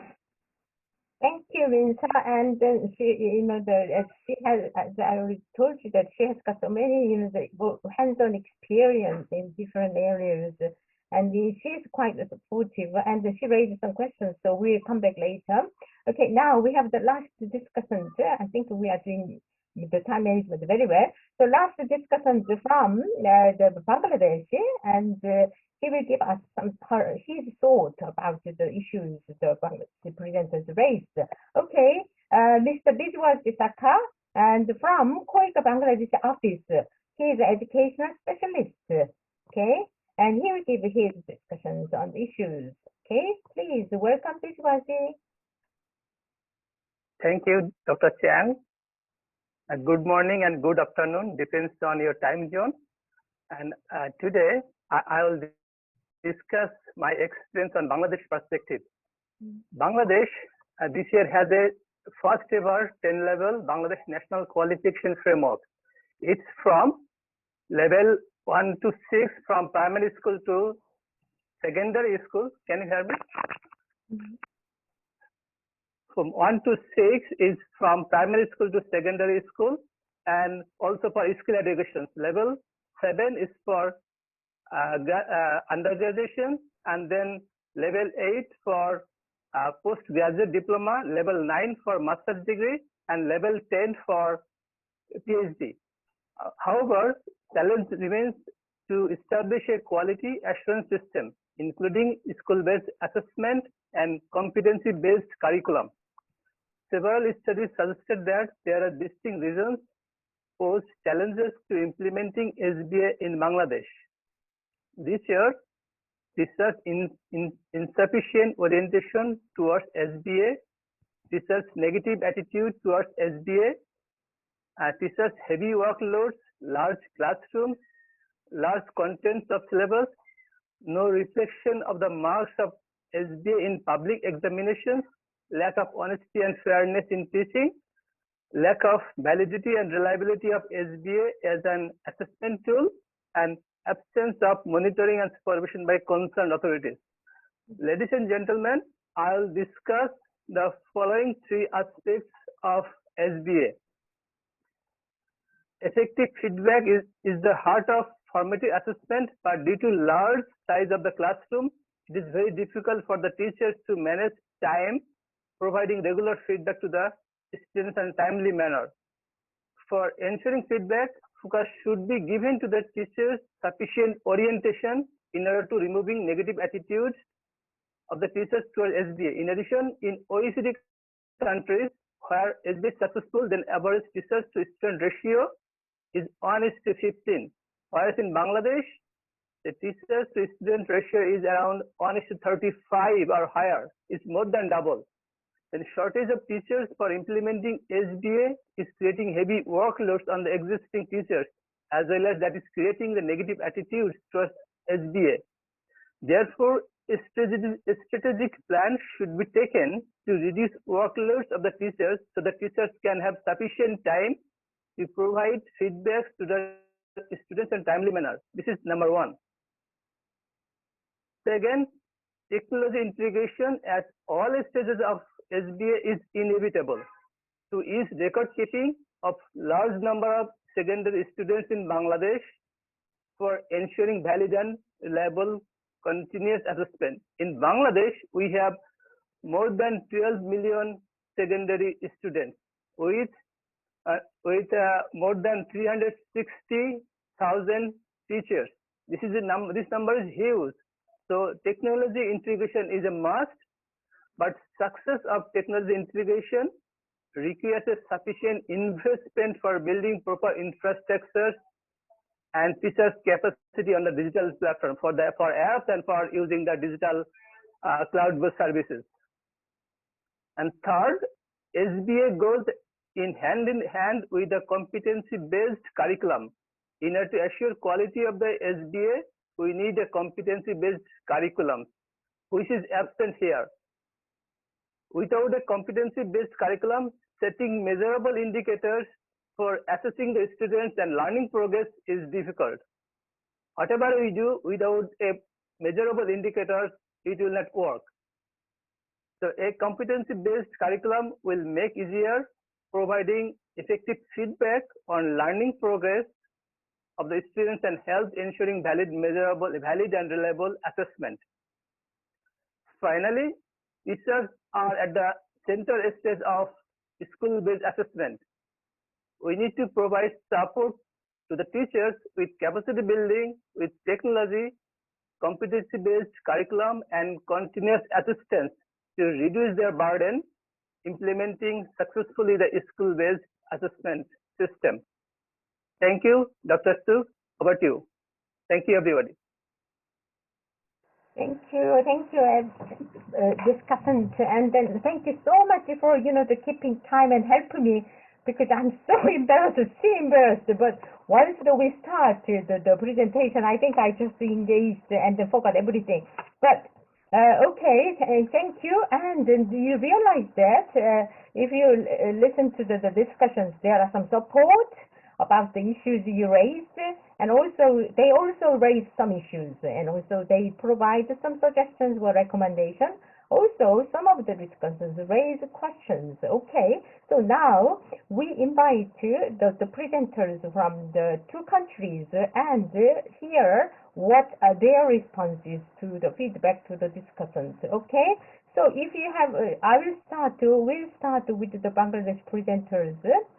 So if you have anything you want to share, please go ahead. Okay. And then I think if you start within 10 seconds, I'll just skip to the Kyrgyz Republic. Nothing to say about the discussion? Amirul-san, you have something to say? Thanks, Dr. Sok. We are enjoying the session. All of the participants and all presenters have presented their action plan and other is very nice, and we are very much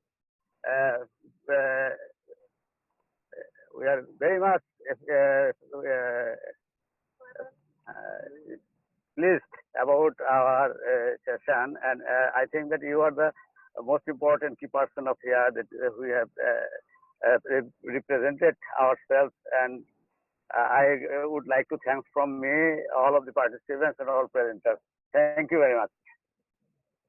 Okay, it was very complimentary. Okay, very the feedback. Okay, any other comments about the discussions? Could I say something? Yes, sure. Kabir, yes, go ahead. Thanks a lot for giving me the floor. When I was listening to the presentations of Kyrgyzstan presenters, one thing which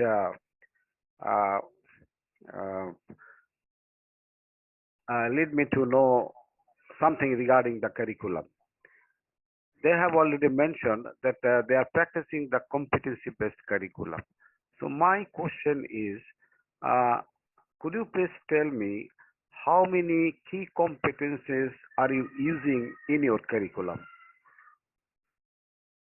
Okay. So far I have understood. Kabir, you're asking to the Kyrgyz the how many competencies they key competencies they are competencies using. They have in the national curriculum. Okay. Yes. And another question. And another issue is, if I'm not missed, do they have any sort of university dealing with curriculum and pedagogy? Only curriculum and pedagogy, and focusing some general subjects. Do you have like a specific university? Okay. He raised two questions. Okay, so does anybody answer these questions from the Kyrgyz Republic participant? Ну, если разрешите, я отвечу. Yes, Ulanbek. Ага, здравствуйте. Ну, в нашем государственном образовательном стандарте школьного образования определены 3 ключевые компетентности. Это информационная компетентность, социально-коммуникативная компетентность и самоорганизация и разрешение проблем. Вот эти вот 3 ключевые компетентности, которые реализуются во всех предметных стандартах в рамках всех предметов, школьных предметов.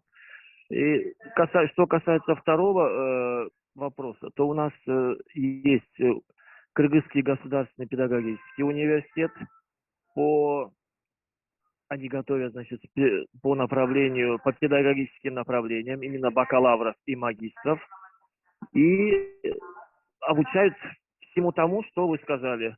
И разработке учебно-методических материалов, и методики преподавания. Помимо этого, у нас в Национальном университете есть факультеты, где на кафедрах готовят именно педагогов. Помимо этого, Ошский государственный педагогический институт, да, и в других областных университетах у нас тоже есть факультет, университетах. И в других областных университетах у нас есть специальные факультеты, где готовят именно по педагогическому направлению. Ага, спасибо. Университетов готовят. Можно ли дополнить? Я хотела бы дополнить, вот у вас был конкретный вопрос.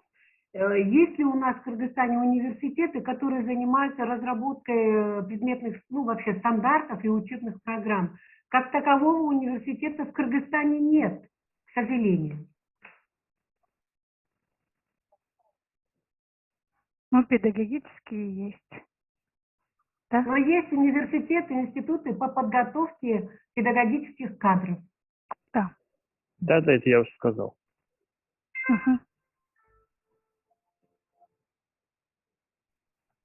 Okay.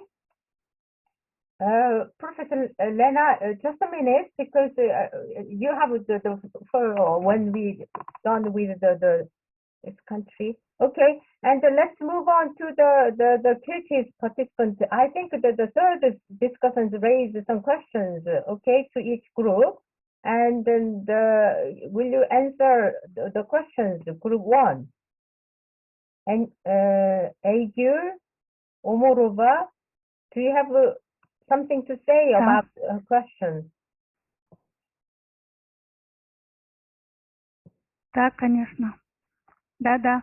Okay. Очень коротко, да, доктор Чанг, очень коротко могу ответить. Нам сказали, как мы работаем с учителями, как учим их, в смысле, проводятся ли какие-либо исследования, да, по поводу того, какие они приходят к нам на курсы повышения и чем они занимаются. И для методического руководства нам порекомендовали очень дельные, очень полезные советы. То есть мы, если у нас план действий сработает, проведем апробацию методического руководства вместе с учителями, вовлечем учителей в само создание этого руководства. Они будут составлять вместе с разработчиками, они будут сами разработчиками этого методического руководства. А про то, как мы их в республиканском институте, как их проверяем, их уровень, то есть мы проводим предтесты стартовые и во время курсов, и в окончании проводим итоговые тесты, чтобы постоянно диагностировать их уровень.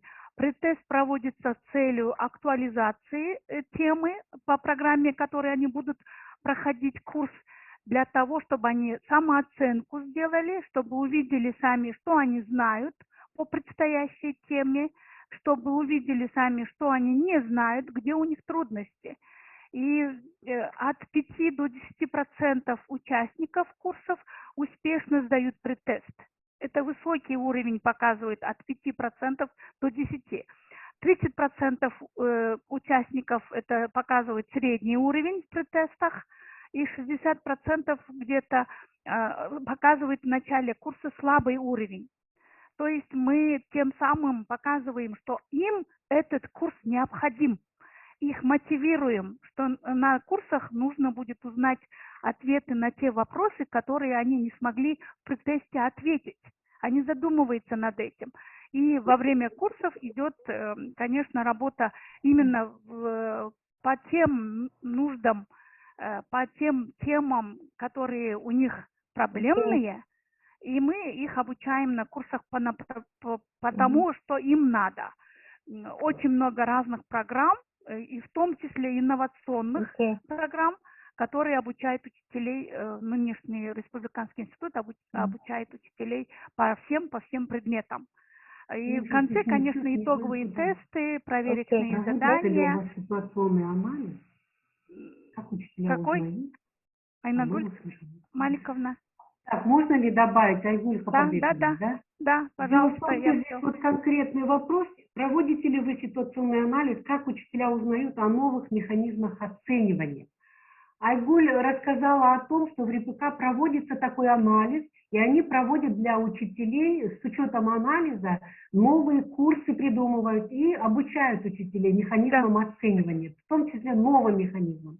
Но, к сожалению, на уровне Кыргызстана у нас такой анализ ведется только точечно. У нас проекты, международные проекты помогают формативно оценивание внедрять и так далее. Но наша группа разработала сейчас примерный план по обучению, вернее, по проведению очень глубокого анализа по механизмам оценивания, насколько наши учителя владеют, вообще все учителя Кыргызстана владеют механизмами оценивания, для того, чтобы определить ключевые вопросы для рассмотрения, предположить необходимые шаги обучения и уже знать, как и чему будем обучать. Okay. Спасибо, Анна Мальковна. Okay. Sorry. Because I just keep it short, but everybody said that I will keep short, but once it starts, it's getting long. Okay. Let's move on to the next group, and then the questions and answers from the group 2. No.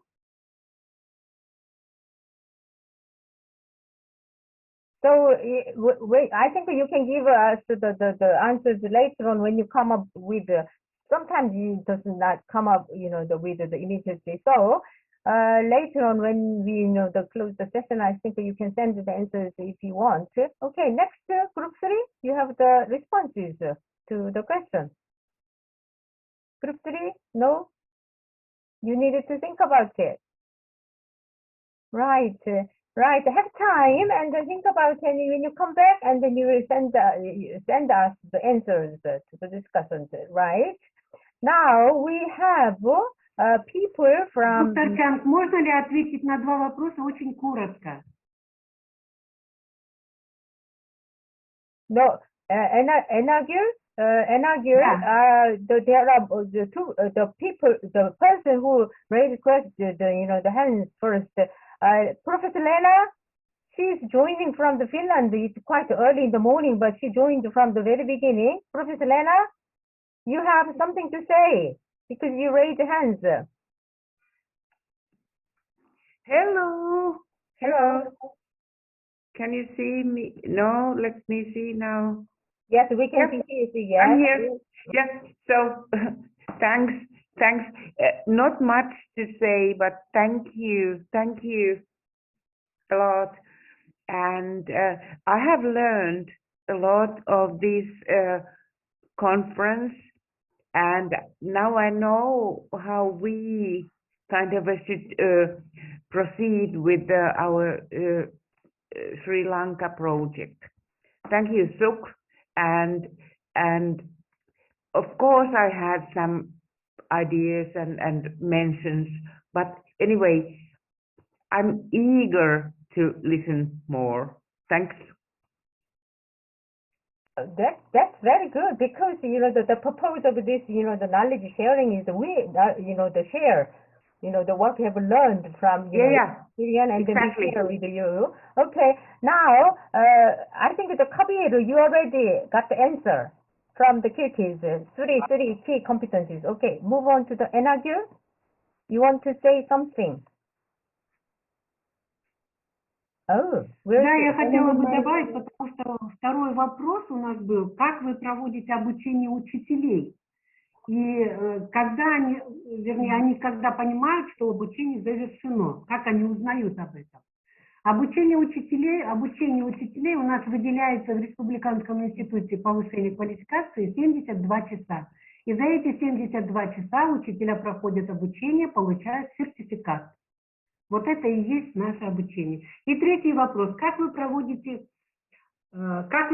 мониторинг и оценку? Для этого она рекомендовала, и новые инструменты оценки. У нас есть Центр оценки качества образования в Министерстве образования, которое проводит большую работу по мониторингу и оценке качества образования в Кыргызстане.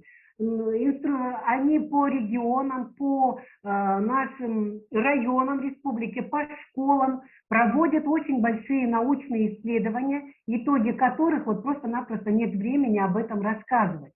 Но однако вот эти инструменты оценивания, ими предлагается и проводится очень кропотливая работа для того, чтобы учителя освоили эти инструменты оценки. Я вот это хотела сказать.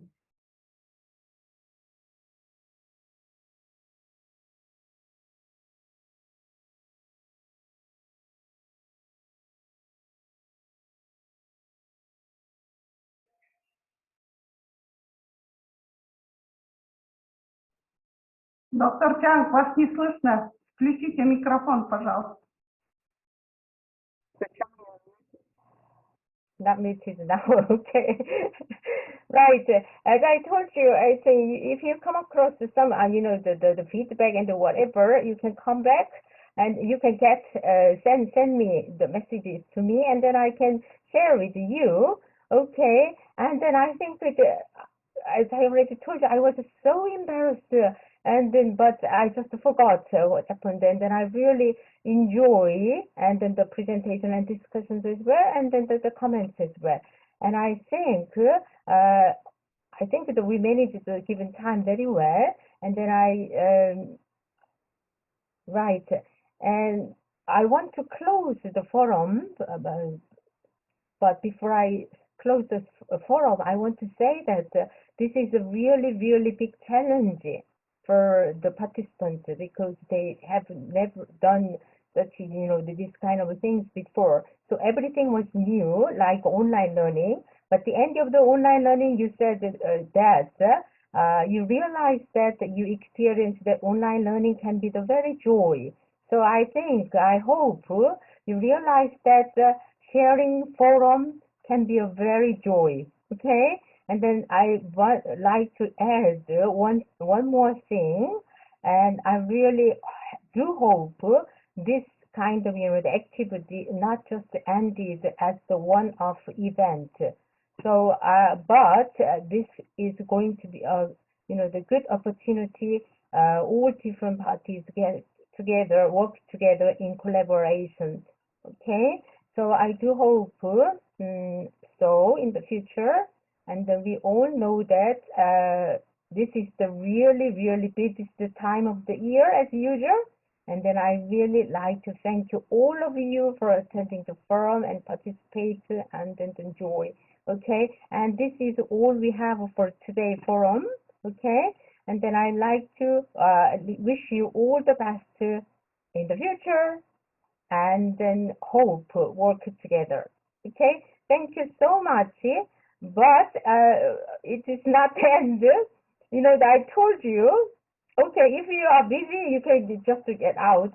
I told you I have prepared some very the special music. I want to play between the the break time. So if you want to listen, you can stay. Okay, and then I play. Okay, but if you are busy, or if you are asleep, or if you have something to do, you just sign out. Okay, so see you. If you sign out, see you next time. But if you stay, enjoy the music. Okay, bye.